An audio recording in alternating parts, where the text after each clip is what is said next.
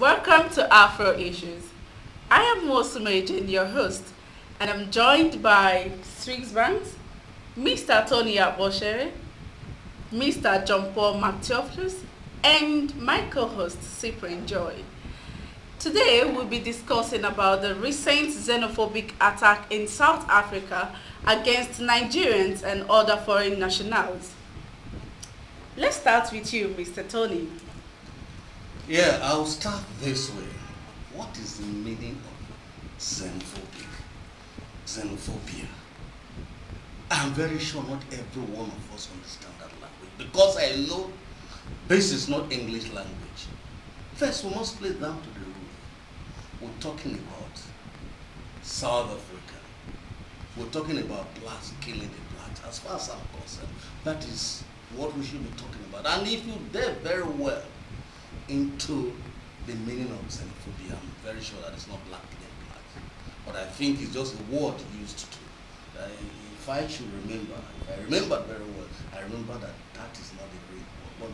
But what I know is it's bad because we Nigeria, we fought very well to make sure, South Africa was free.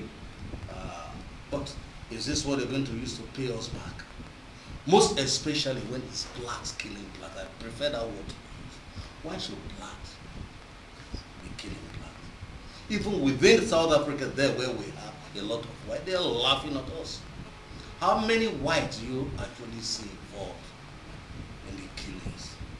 You don't see them except the police, the police white, which of course they would not stop. So it's blacks killing blacks. It's really very wrong and it's really very bad because here in Nigeria, most of the establishments we have to date is South Africa. And I bet you, if you go to South Africa today, most of the labor that makes South Africa to progress, makes South Africa to succeed, makes South Africa to grow is Nigeria. So I found it very, and I find it very, absurd. It's bad. Now, Nigerians and other foreign nationals in South Africa are being accused of drug trafficking. Do you think this is enough reason to justify the attacks going on in South Africa right now? Where does the drug pass? Now that's a very important question. Like you did mention about drug as part of the reasons they gave to attack Nigerians or even other foreign nationals.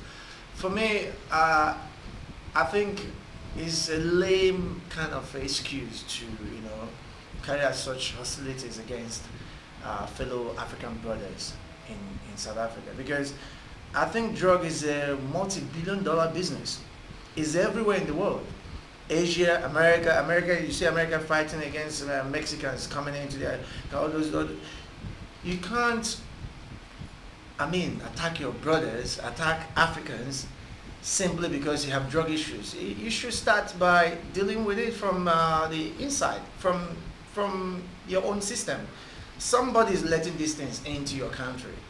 That the fact that some hungry Africans or probably people who have no jobs in your country and find a way to, get the access to be distributors of these drugs in your country, it calls for a question of your security. JP. It comes a question of security, not really just blaming. There's no way we can justify drug trafficking because that is really bad. But then, if you have to really, as South Africans, if they really have to attack or question drug trafficking in their country, they should start from the authority as well. Naledi Pandor, the Prime Minister of Foreign Affairs South Africa, claims Nigerians are the ones trafficking drugs. And will not this drug pass through the authorities, either from the seaport or the airport? Don't you think the high rate of drug usage in South Africa attracts trafficking? Of course. Well, I don't think the reason for the xenophobic attack is mainly on drugs. Because if actually it's because of drugs, I think South Africa should beef up their security measures to clamp down on drug traffickers first. Exactly my point. I think the reason for this xenophobic attack is just a mere hate on foreign nationals, because I got to understand that South Africans are lazy. Yeah, I've heard that. I heard the same South thing Africans too, are yes. lazy, And you know this, especially Nigerians who are hardworking. So when they go to South Africa and they try to make a living and establish and take up their jobs, which is meant to them for them, and also take up their women, because I got to understand from a very close friend of mine that lives in South Africa that one of the reasons why they're attacking them is because the Nigerian citizens take over their girls. And you can imagine if you are a woman and you see a young man that is ready to take care of you, that pays your bills, who would you go for? The one that is ready for you to pay his bills, or the one that is ready to pay your bills? So because of all that, so Nigerians take over their women and take over the jobs because they are hardworking, and this is one of the reasons they So started you hating think it's an Nigerians. act of jealousy? Of course. It's I an think act of jealousy. You just said it. It's an act of jealousy because, like you said, I wanted to say it before. How does the drugs get into South Africa? That's the question. Is it spirit? Yeah. Is it not through the seaport or airport? Yeah, and If there the should be a security local. is tight, let me learn.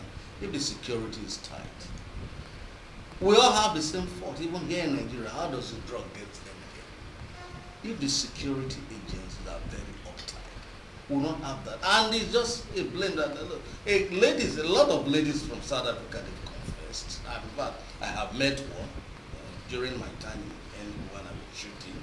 That one came from South Africa for lectures. She told me everything. That look, their men are very lazy.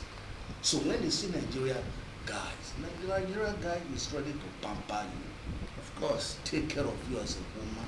They are not brutal. And let me tell you, the people that are really very hostile, we're talking about that, the Zulus. Yeah, I heard The that too. Zulus. And if you watch, if you listen or if you read the history of Zulus, right from Chaka Zulu, you know they are very hostile. Yes. They wait for the women to do everything for them. Yes. The women, they go farming, they do this, they do that. So I agree though.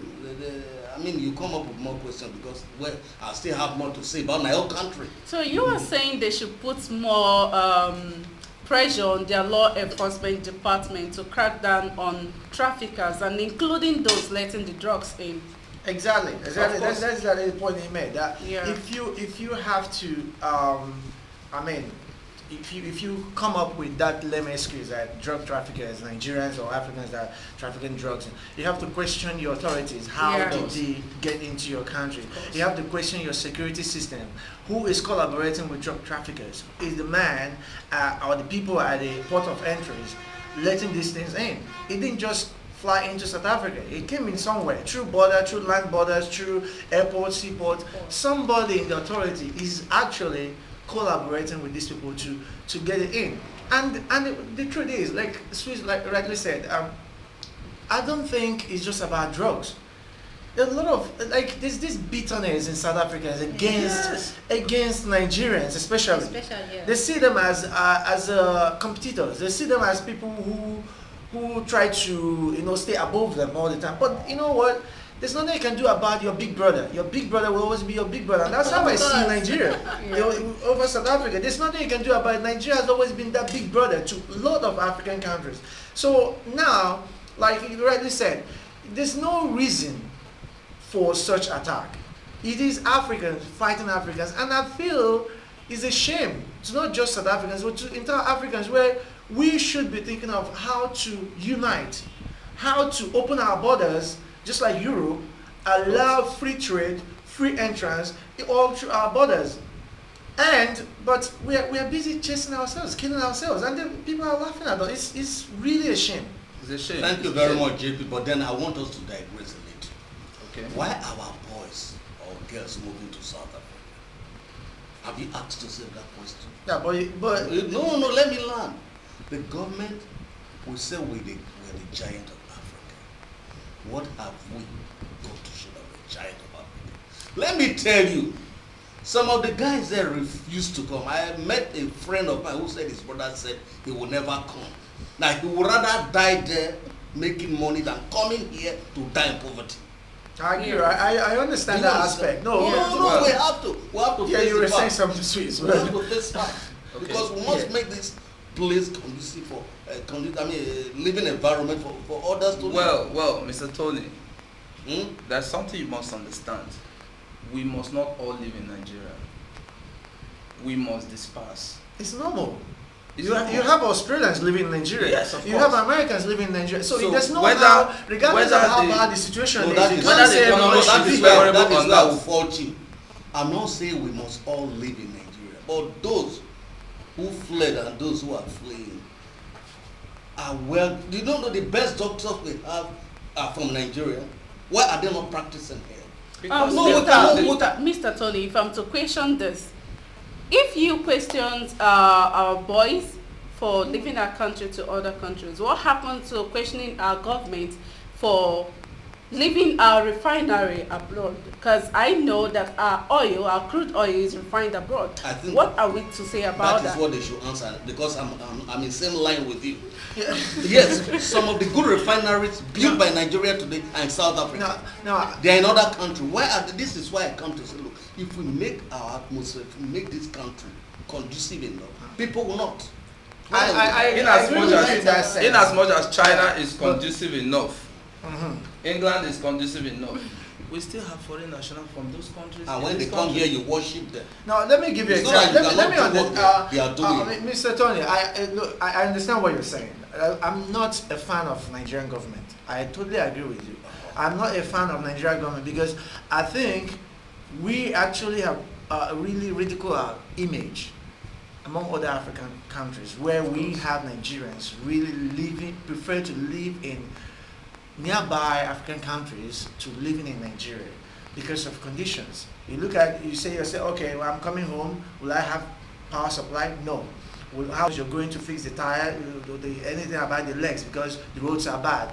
Now you look at all these things, you ask yourself, why is our government really so nonchalant about our lives, about our welfare? Now these are some of the things that you see influx of Nigerians, in other countries, nearby African countries, and I understand, I agree with you on that point, right? That our government has really made it so that our people are now, everybody's thinking of leaving. Everybody Yes. wants to leave Nigeria. And you understand? And it's not a good thing. But that doesn't justify, such attack. You can't justify it by that, blaming it on our government alone, because you can't say, okay, why are people there? Why don't they want to come back? Why are British people here? Why are Australians here? Why are Americans here? Our Because they know they have to citizens. make money from a country like Excuse me, Nigeria Jerry. too. Excuse So, me, David. it's- Before you talk, the British that are here, you look for them, you send for them to come. And there are people, because there is a job here, they feel they can handle better than us. But do they send for our people to go to South Africa? But the thing Listen, there is, there our hasn't been youths- any. Okay. Okay, sorry.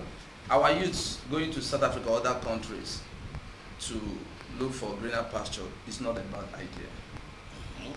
Whether the country is favorable or not, it's not a reason for any sort of xenophobic attack. It's not And reason. there hasn't been It's any fine. arrest related to this xenophobic attack in South Africa. That's because the government Is it are that- all in support. Oh, Yeah, they really? directly or indirectly. Yeah, I've been indirectly there in in support. Yeah, let me give you a tip. Like you heard something you mentioned earlier about the foreign minister, or Yeah, something, yeah. the woman.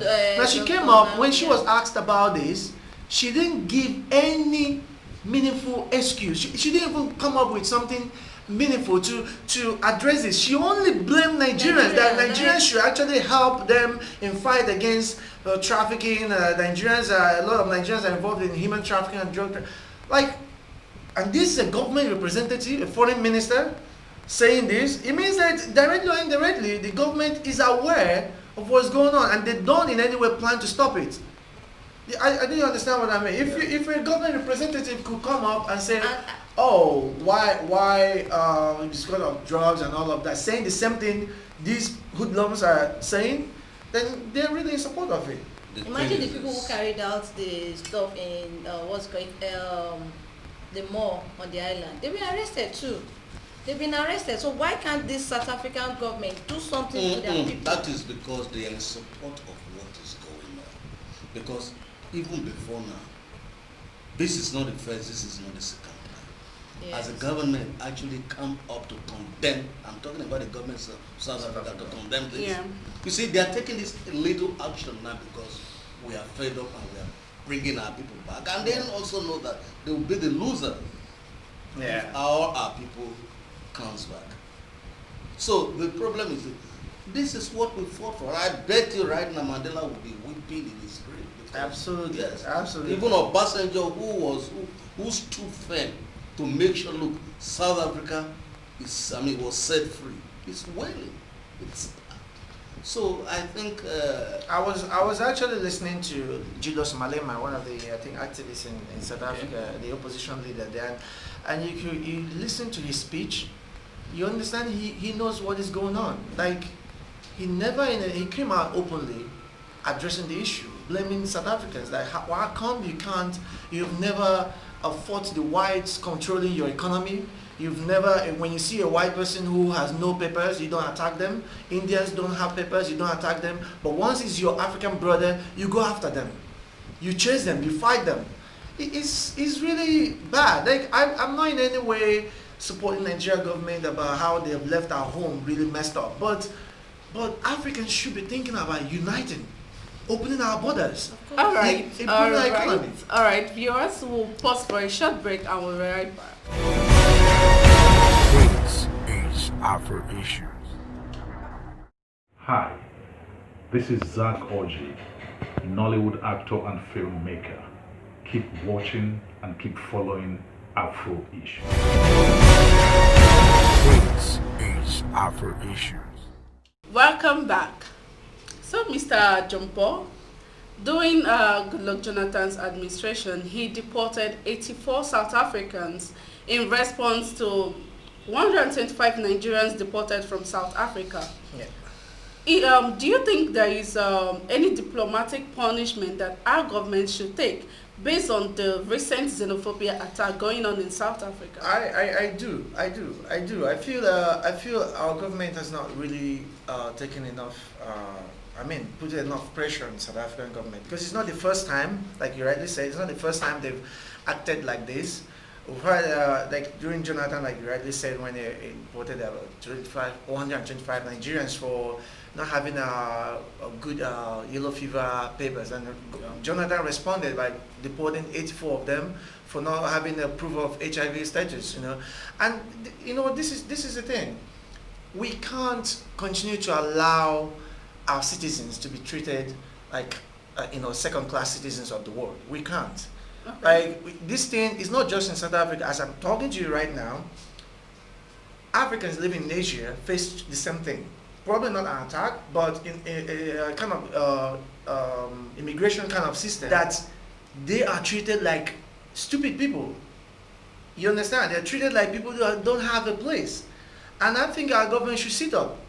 If you're traveling to a place like Indonesia or Malaysia, the moment you're on the queue, they see that you're holding a green passport, they know you're Nigerian. They pull you off from the queue. Mister, get out. And they call you into the office, and that's where they start money from you because you're Nigerian, because you have a Nigerian passport. And you know what? Even if you report to your to our embassy, they do nothing. So I feel there should be some kind of economic pressure on South Africa, especially their businesses here. They do have businesses here. Okay, what about the special envoy President Buhari sent to South Africa, and also what is he gonna do there?